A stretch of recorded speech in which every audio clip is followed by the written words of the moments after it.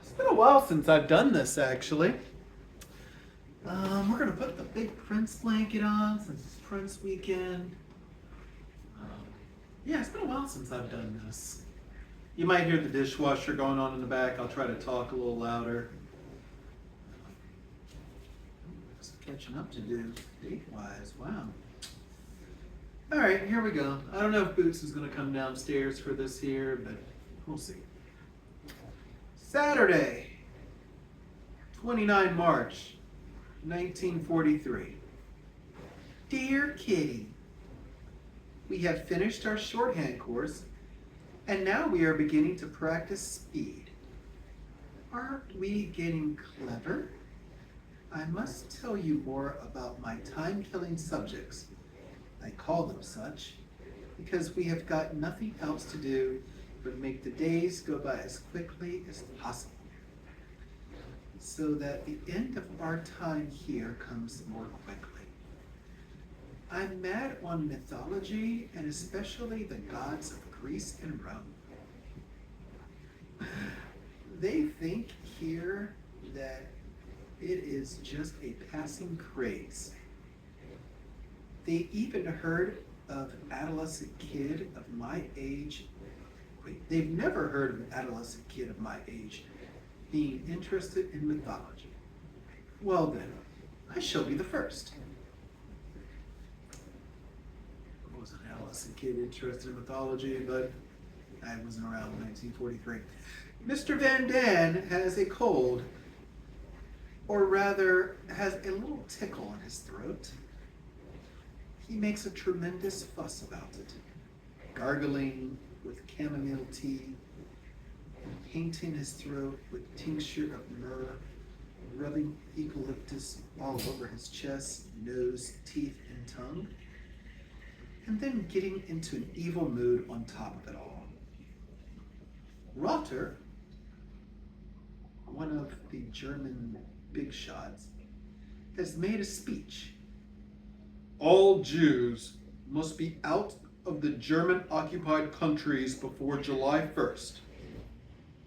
Between April 1st and May 1st, the province of Ukraine must be cleaned out as if the Jews were cockroaches.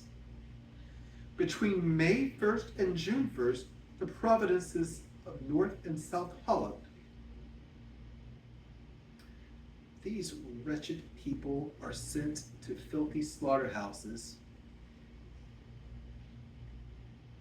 Yeah, these wretched people are sent to slaughterhouses like a herd of sick, neglected cattle. But I won't talk about it. I only get nightmares of such thoughts. One good little piece of news is that the German Department of Labor Exchange has been set on fire by saboteurs. A few days after, the registrar's office went the same way. Men in German police uniforms gagged the guards and managed to destroy important papers. Yours, Anne. Sounds like we need some of their energy right now. It's June 8th when I'm recording this. Yeah, riots on the streets of America due to taking people off the streets. I saw the quote earlier, the famous quote earlier today, so I was like, yeah, I gotta get back to my book. Thursday, 1 April, 1943. That would have been my anniversary. Dear Kitty, I'm not really in an April fooling. I'm really not April fooling. See the date. But the opposite today, I could easily quote the saying, misfortunes never come slightly. To begin, Mr. Colchis, the one who always cheers us up, has had a hemorrhage of the stomach and has got to stay in bed at least 3 weeks. Second, Ellie has flu. Thirdly, Mr. Vossen is going to the hospital next week. He's probably got an abdominal ulcer. And fourthly, some important business conferences, the main point of which Daddy had discussed in detail with Mr. Columbus, were due to be held, but now there isn't time to explain everything thoroughly to Mr. Collier. And forgive me if I'm butchering names. It's been a couple decades since I've read this. I'm not native to the language of these names. So. The gentlemen who had been inspected duly arrived. Even before they came, Daddy was trembling with anxiety as to how the talks would go. If only I could be there. If only I was downstairs, he cried. Why don't you go and lie with one ear pressed against the floor? Then you'll be able to hear everything. Daddy's face cleared, and at 10:30 yesterday morning, Margaret and Pim, 2 ears are better than one, took their positions on the floor. The talks were not finished in the morning, but by the afternoon, Daddy was not in a fit state to continue the listening campaign. He was half paralyzed from remaining in so unusual and uncomfortable a position. I took his place at 2:30, and soon we heard voices in the passage. Margaret kept me company. The talks at times were so long-winded and boring that quite suddenly I fell asleep on the cold, hard linoleum floor. Margaret did not dare touch me for fear they might hear us, and talking was out of the question. I slept a good half hour, then woke up in shock, having forgotten every word of the important discussion. Luckily, Margaret had paid more attention. Yours, Anne. Baby girl, I've been there. I've been that tired where I just fell asleep on the floor, took myself a nap. I feel you, girl. Especially when somebody boring's talking. Man, like I'm remembering history classes, I would just walk in and put my head down, straight sleep, walk right out. Got A's in all my history classes too. So, who says you can't retain any information while you sleep? All right. Friday, 2 April, 1943. Dear Kitty. Oh dear. I've got another terrible black mark against my name. I was lying in bed yesterday evening waiting for Daddy to come and say my prayers with me and wish me good night. When Mummy came into my room, sat on my bed and asked very nicely, Anne, Daddy can't come yet. Shall I say your prayers with you tonight? No, Mummy, I answered. Mummy got up, paused by my bed for a moment, then walked slowly towards the door. Suddenly she turned around, and with a distorted look on her face said, I don't want to be cross. Love cannot be forced. There were tears in her eyes as she left the room.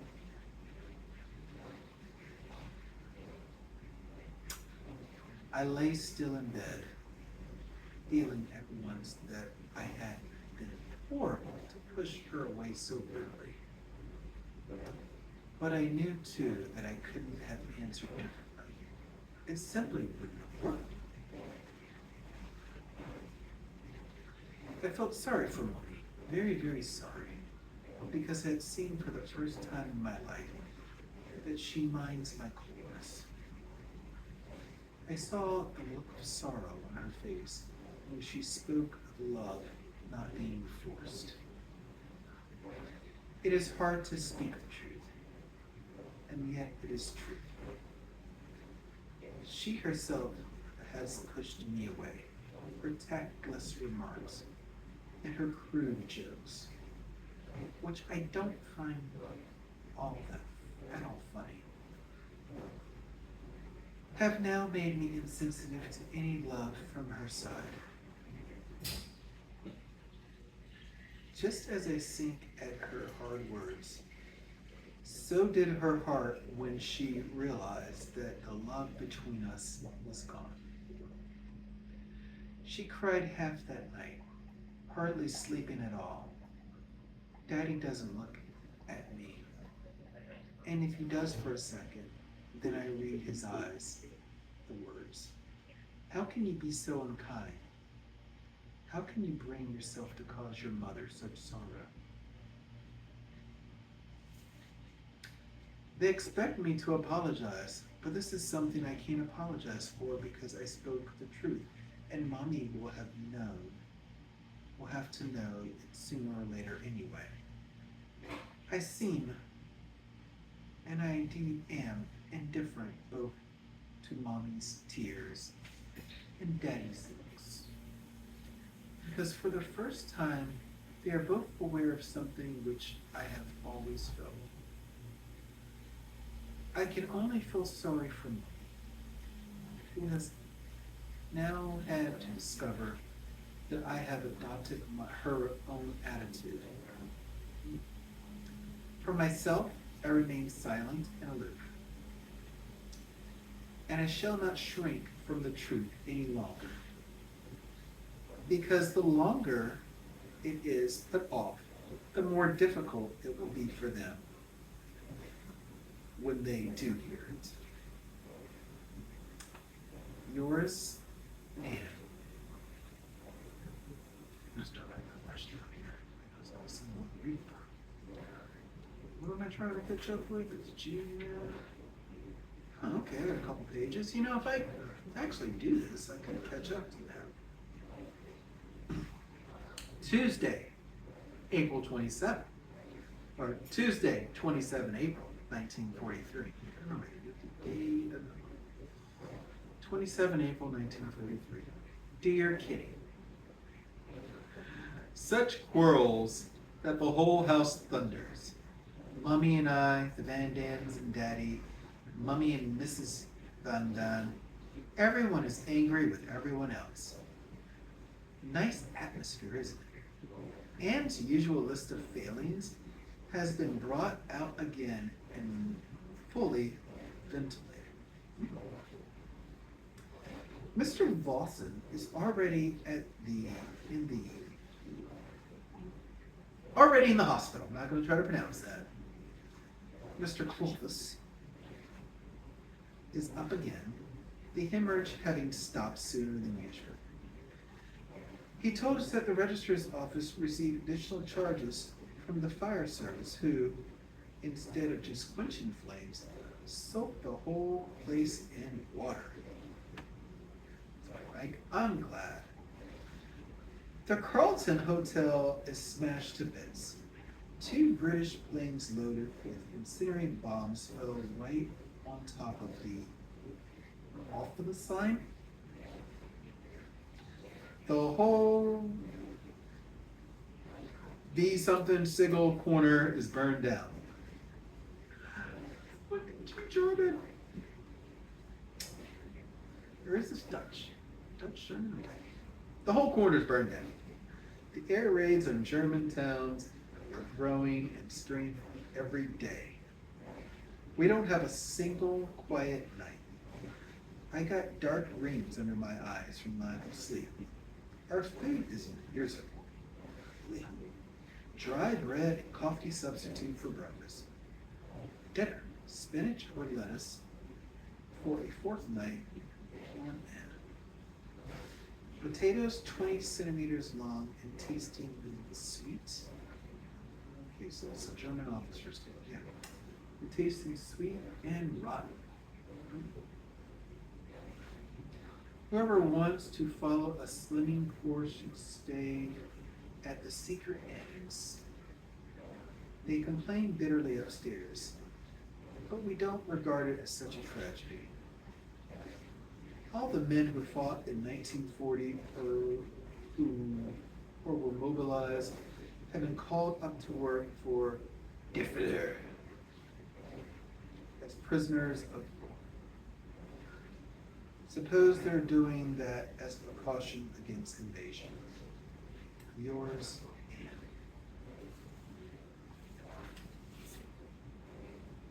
Yeah, I've been able to Jude. Saturday, 1 May, 1943. Dear Kitty.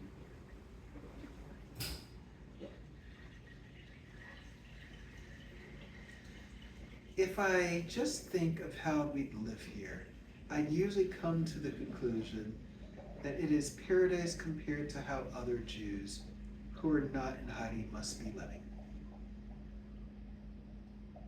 Positivity, yeah. Even so, later on, when everything seems normal again, I shall be amazed to think that we, who were so spick and span at home, should have sunk to such a low level. By this I mean our manners have declined. For instance, ever since we've been here, we have had one oilcloth on our table, which, owing to so much use, is not one of the cleanest. Admittedly, we often try to clean it with a dirty dishcloth, which is more whole than cloth. The table doesn't do much credit either, in spite of hard scrubbing. The Van Dans have been sleeping on the same flannel sheet the whole winter. One can't wash here because the soap powder we get on the ration isn't sufficient, and besides, it's not good enough. Daddy goes about in frayed trousers, and his ties begin to show signs of wear too. Mummy's corsets have split today and are too old to be repaired. And Margaret goes about in a brassiere 2 sizes too small for her. Mommy and Margaret have managed the whole winter with 3 vests between them. And mine are so small that they don't even reach my tummy.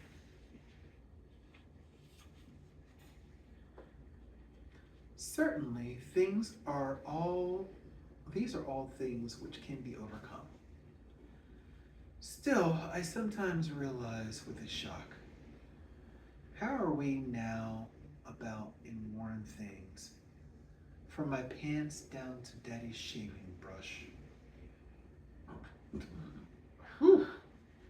Ever going to get back to our pre-war standards? They were banging away so much last night that 4 times I gathered all my belongings together. Today I packed a suitcase with the most necessary things for an escape. But Mommy quickly, quite rightly says, "Where will you escape to?" The whole of Holland is being punished for the strikes which have been going on in many parts of the country. Therefore, the state of siege has been declared, and everyone gets their one butter coupon less. What naughty little children. Yours, Anne.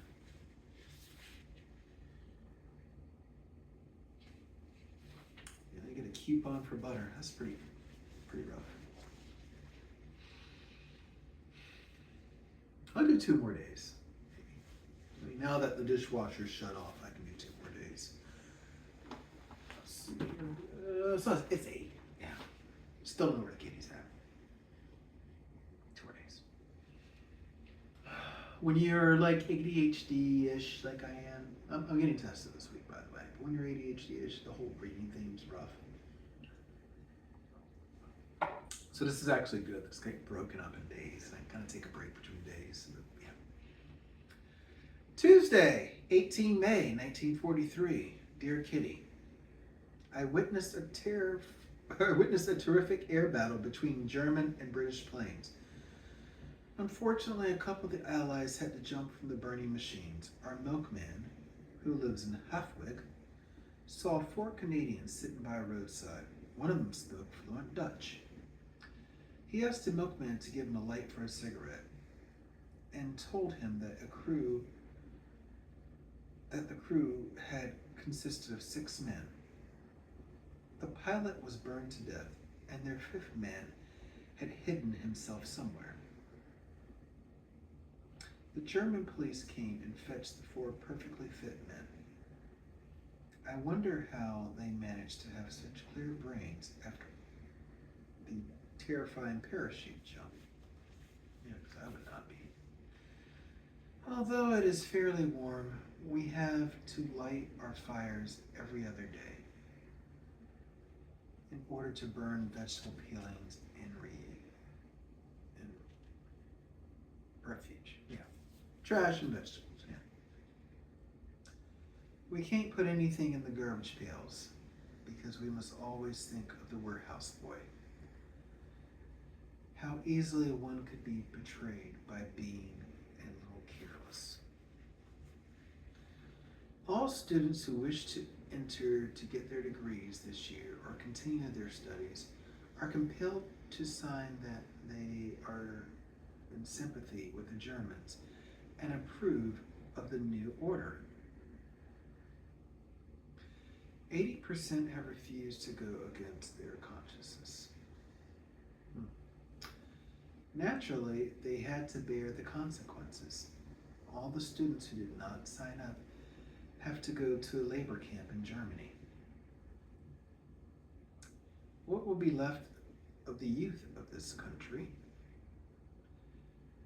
if they have all gone to do hard labor in Germany? Mummy shut the window last night because of all the banging. I was in Pim's bed. Suddenly, Miss Van Dan jumped out of the bed above us, just as if Mushy had bitten her. Don't say it. A loud clap followed immediately. It sounded just as if an incendiary bomb had fallen beside my bed. I shrieked out, "Light! Light!" Pim turned on the lamp. I expected nothing less than to see the room ablaze within a few minutes. Nothing happened. We all hurried upstairs to see what was going on. Mr. and Mrs. Van Dan had seen a red glow through the open window. He thought there was a fire in the neighborhood, and he thought that our house had caught fire.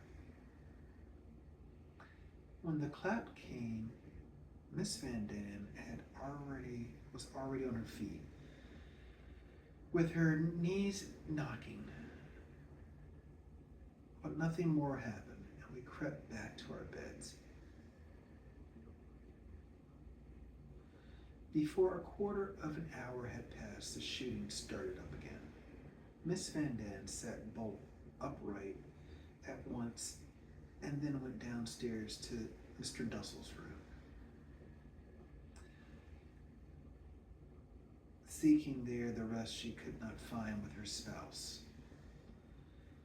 Dussel received her with the words, "Come into my bed, my child,"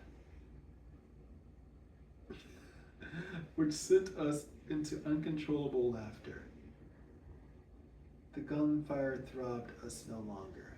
Our fear was banished. Yours, Anne.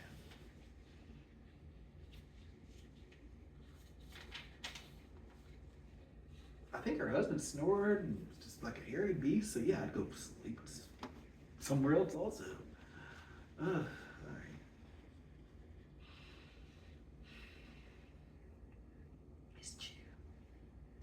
Sunday, 13 June, 1943. Dear Kitty, my birthday poem from Daddy is too good to keep from you.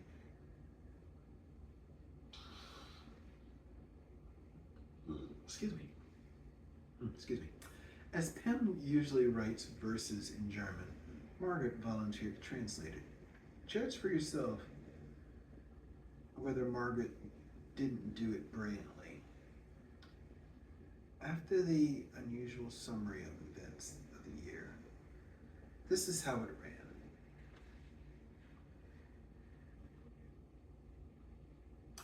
Though young is here, you are no longer small. But life is very hard, since one and all aspire to be your teacher, thus and thus. We have experience. Take a tip from us. We know because we did it long ago. Elders are always better, you must know. Those last 3 lines are quotes, by the way.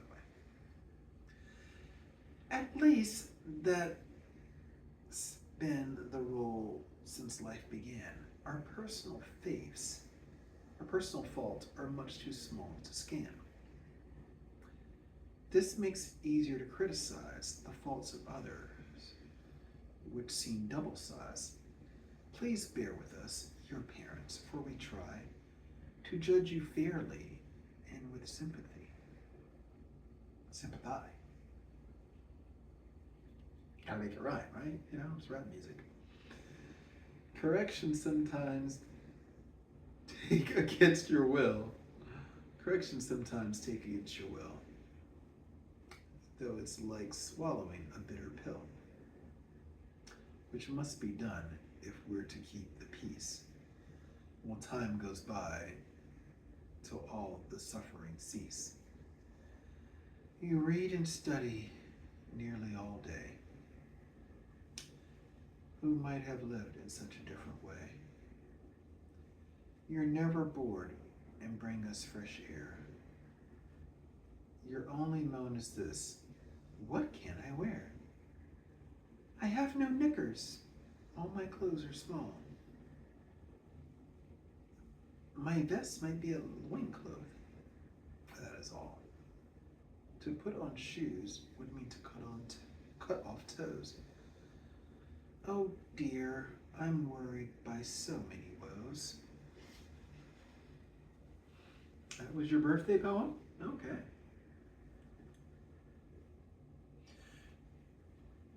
There was also a bit about food that Margaret could not translate into rhyme, so I shall leave it out. Don't you think my birthday poem is good? I've been thoroughly spoiled in other ways and received lots of lovely things. Among other things, a fat book on my pet subject, the mythology of Greece and Rome. I can't complain of a shortage of sweets either. Everyone has broken into their last reserves. As the Benjamin of the family is hiding, I am really more honored than I deserve. Yours, Anne.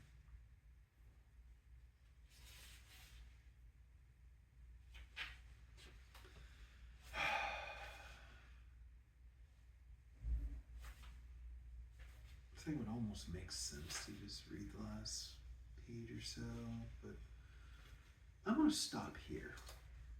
I'm going to stop at June 15th. I'm going to stop here, and we'll pick up another time. I know that there's a lot going on in this world right now. So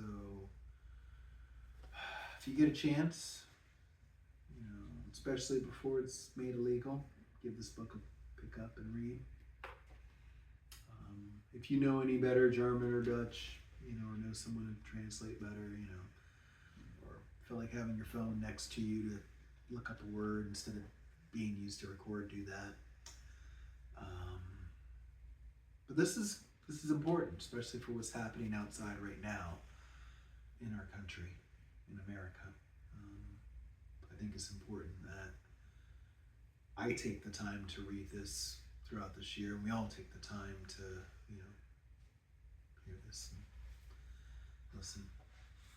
Fine, you talk to me one more day. After this, I gotta do other things because I gotta go to bed soon. Tuesday, 15 June 1943. Dear Kitty, lots of things have happened, but I often think that all my uninteresting chatter bores you very much, and that you are glad to not receive too many letters. So I shall give you the news in brief. Mr. Volson has not been operated on for the ulcer. When he was on the operating table and they opened him up, the doctor saw that he had cancer, which was far too advanced to operate. So they stitched him up again, kept him in the bed for 3 weeks, and gave him good food, and finally sent him home again. I do pity him terribly and think it is rotten that we can't go out. Otherwise, I should certainly visit him frequently and cheer him up. It is a disaster for us that good old Flossen won't be able to keep in touch with all that goes on, and all he hears in the warehouse. He was our best helper and security advisor, and we miss him very much indeed.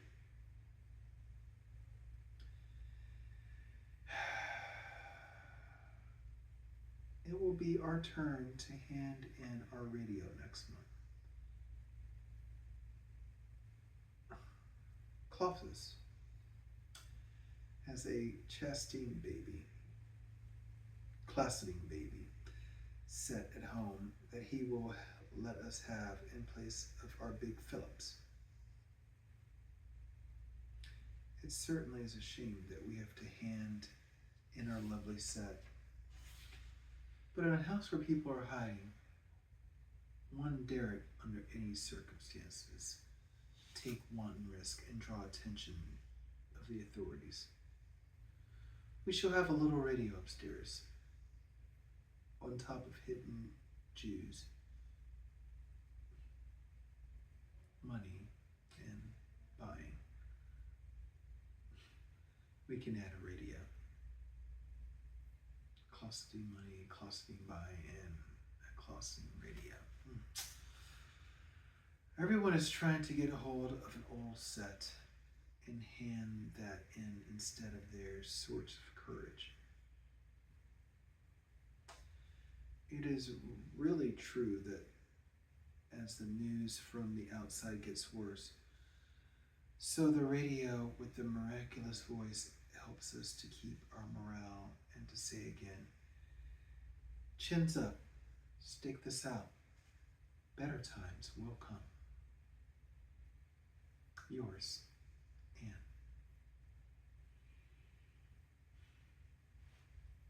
Yeah, you know what? Chins up, stick it out, better times will come. Yours, Anne.